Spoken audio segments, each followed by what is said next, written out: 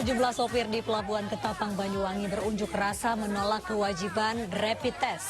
Ratusan warga di Jombang, Jawa Timur menerobos pagar kantor desa saat pembagian BLT. Kawasan Puncak malam ini kembali ramai oleh warga yang ingin berwisata. Halo, selamat malam pemirsa. Besok pagi, Hari Bebas Kendaraan Bermotor atau HBKB masih akan digelar di ibu kota namun dengan lokasi yang baru.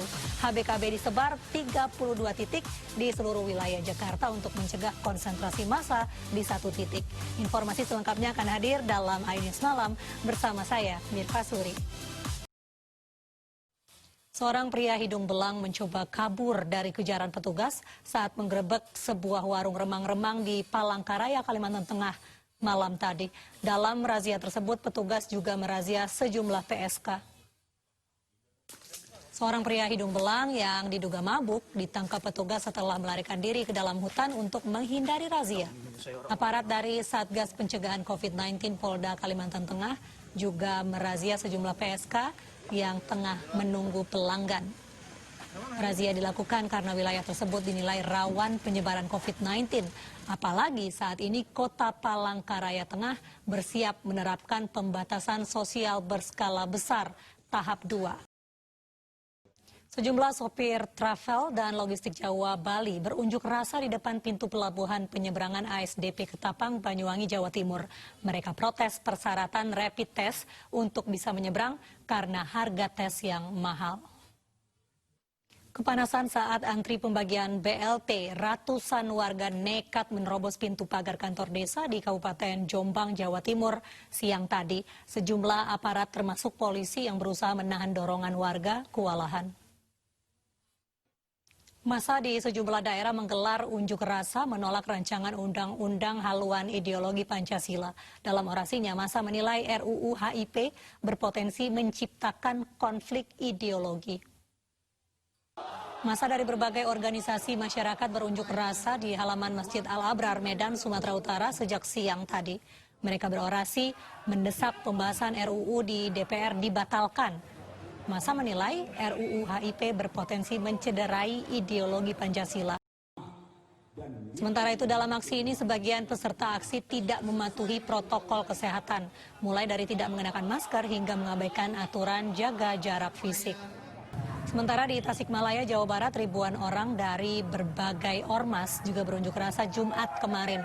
Dengan membawa poster, massa menggelar long march dan berorasi. Massa juga berkeliling kota Tasikmalaya. Dalam orasinya, massa menuntut pembahasan RUU HIP tidak dilanjutkan. Aksi ini mendapat pengawalan ketat dari polisi. Aksi menolak RUU HIP juga berlangsung di Purwakarta, Jawa Barat, Jumat kemarin. Ribuan orang berkumpul di depan gedung DPRD Kabupaten Purwakarta. Massa berorasi dan menyanyikan lagu-lagu kebangsaan. Massa juga menyayangkan fraksi di DPR yang mengusulkan dan menyetujui pembahasan RUU HIP. Mereka berjanji akan terus menggelar aksi jika pembahasan RUU HIP tetap dilanjutkan. Aksi unjuk rasa penolakan atas rancangan undang-undang haluan ideologi Pancasila masih bergulir di sejumlah daerah. Kami hadirkan informasi selengkapnya usai jeda berikut. Pemirsa, gelombang aksi penolakan rancangan undang-undang haluan ideologi Pancasila terjadi di beberapa daerah. Sementara DPR dan pemerintah menghentikan pembahasan RUU tersebut. Buntut dari pembakaran bendera PDI Perjuangan saat demo tolak RUU HIP di depan gedung DPR, ratusan kader PDI Perjuangan di Jakarta berunjuk rasa. Unjuk rasa di beberapa tempat mendesak agar pembakar bendera segera ditangkap dan dihukum. Pemirsa, dampak dari pembakaran bendera PDIP di gedung DPR, ratusan massa PDI Perjuangan Kabupaten Pemalang, Jawa Tengah, sore tadi menggeruduk Mapolres setempat meminta pelaku pembakaran ditangkap. Sementara Jumat kemarin, massa DPC PDI Perjuangan Kota Bekasi, Jawa Barat beraksi serupa di Mapolres Metro Bekasi Kota. RUU haluan ideologi Pancasila menuai berbagai penolakan hingga terjadi insiden pembakaran bendera PDIP. Kami hadirkan kembali cuplikan dialog dengan politikus PKS Refrizal dan Ketua DPC PDI Perjuangan Jakarta Selatan Yuke Yurike dalam program iNews sore tadi. Kawasan Puncak kembali ramai oleh warga yang ingin berwisata di akhir pekan. Kami hadirkan informasinya sesaat lagi. Pemirsa, kawasan Puncak kembali ramai oleh warga yang ingin berwisata di akhir pekan. Polisi pun menerapkan aturan satu arah untuk mengurai kepadatan di waktu tertentu. Memasuki masa PSBB transisi, jam operasional area Gelora Bung Karno setiap Sabtu Minggu dimulai pukul 5 pagi hingga 12 siang, kemudian lanjut lagi dibuka dari pukul 4 sore hingga setengah 7 malam. Relokasi hari bebas kendaraan bermotor atau Car Free Day mulai diberlakukan minggu besok. Pemprov DKI Jakarta akan memindahkan Car Free Day ke 32 lokasi baru yang disebar di seluruh wilayah Jakarta. Pemirsa, tren bersepeda kini sedang menjamur di ibu kota dan sejumlah kota lainnya sejak pandemi COVID-19. Tren ini pun membawa dampak positif bagi para pedagang sepeda yang mampu meraup keuntungan hingga 50 juta rupiah per harinya. Pemirsa, hari ini Indonesia kembali mencatat penambahan kasus positif corona. Penambahan ini bahkan mencatat rekor tertinggi, yaitu 1.385 kasus. Hingga pukul 12 siang tadi, penambahan kasus positif corona di Indonesia kembali mencatatkan rekor, yaitu 1.385 kasus sehingga mencapai total 52.812 kasus. Sementara itu jumlah pasien sembuh sebanyak 21.909 kasus dan jumlah pasien meninggal 2.720 kasus. Jawa Timur masih menyumbangkan angka positif corona tertinggi, yaitu 277 kasus, disusul DKI Jakarta, Jawa Tengah, Sulawesi Selatan, dan juga Bali. Tempat seperti salon, spa, jasa pijat berpotensi menularkan COVID-19.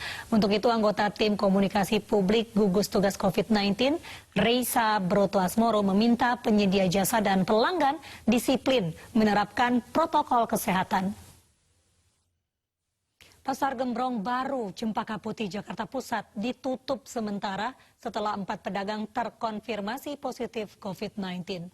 Sementara di Pasar Kampung Ambon, Jakarta Timur, petugas melakukan disinfeksi setelah 3 hari ditutup karena ada pedagang terpapar COVID-19. Polisi menangkap 8 terduga pelaku penghadangan dan pengambilan paksa jenazah pasien COVID-19 di Ambon. Kami hadirkan informasinya sesaat lagi. Anda kembali di iNews Malam, pemirsa. Polisi menangkap 8 terduga pelaku penghadangan dan pengambilan paksa jenazah pasien COVID-19 di Ambon kemarin. Para terduga pelaku adalah kerabat dari pasien COVID-19 yang meninggal dalam perawatan di RSUD Haulusi Ambon. Pemirsa, pemerintah Kota Bandung menghentikan PSBB proporsional dan masuk ke fase adaptasi kebiasaan baru. Penerapan fase AKB karena menurunnya tren positif COVID-19 di Kota Kembang. Pemirsa, kabar baik bagi Anda warga Karawang yang akan menggelar pernikahan. Bupati Karawang Selika Nurahadiana sudah mengizinkan warganya menggelar syukuran pernikahan di tengah pandemi COVID-19. Namun dengan syarat harus mematuhi protokol kesehatan yang ketat. Penularan COVID-19 di Indonesia masih terus terjadi. Seluruh masyarakat diminta harus selalu waspada dan disiplin melaksanakan protokol kesehatan. Salah satunya dengan menggunakan masker kain saat melaksanakan kegiatan di luar rumah. Pemirsa, untuk mencegah penularan COVID-19, MPR memberikan bantuan partisi portable dan juga sembako untuk pengemudi ojek daring di Gedung Parlemen Jakarta. Bisa meringankan pengemudi ojek di tengah pandemi corona. Pemirsa, mari kita dukung para pejuang kemanusiaan dengan peduli melawan penyebaran virus corona. Bantuan bisa disalurkan melalui rekening yang tertera di layar televisi Anda. 9 WNA Nigeria ditangkap karena mengeroyok polisi di apartemen Green Park View, Jakarta Barat. Kami hadirkan informasinya sesaat lagi. Pemirsa, polisi menangkap 2 pembunuh seorang perempuan yang jenazahnya ditemukan di jurang di Mojokerto, Jawa Timur. Motif pembunuhan karena korban berhutang 40 juta rupiah dan tidak kunjung dibayar. Polisi membebaskan pedagang bakso pikul yang terekam meludahi dagangannya di Kembangan, Jakarta Barat. Pelaku pun meminta maaf dan berjanji tidak akan mengulangi perbuatannya. Ronaldo tampil apik saat Juventus melumat Lecce 4 gol tanpa balas. Informasi selengkapnya sesaat lagi. Pemirsa, penambahan kasus positif corona yang semakin tinggi memaksa India mendirikan rumah sakit darurat. Sebagai solusi penyediaan fasilitas rumah sakit, pemerintah India memilih tempat tidur dari kardus yang diklaim kuat. Kita beralih ke informasi olahraga, pemirsa. Juventus kian kokoh di puncak klasemen sementara Serie A Italia usai membungkam Lecce 4 gol tanpa balas. Ronaldo kembali tampil apik dengan menyumbang 1 gol dan 2 assist. Sevilla bermain imbang untuk keempat kalinya secara beruntun dalam pertandingan La Liga Spanyol. Penalti Lucas Ocampos di menit-menit akhir laga membantu mereka meraih hasil 1-1 saat menjamu Real Valladolid. Pemirsa, informasi tadi sekaligus menutup jumpa kita dalam iNews Malam. Akhirnya saya Mirva Suri dan kerabat kerja yang bertugas undur diri. Terima kasih, selamat malam, sampai jumpa.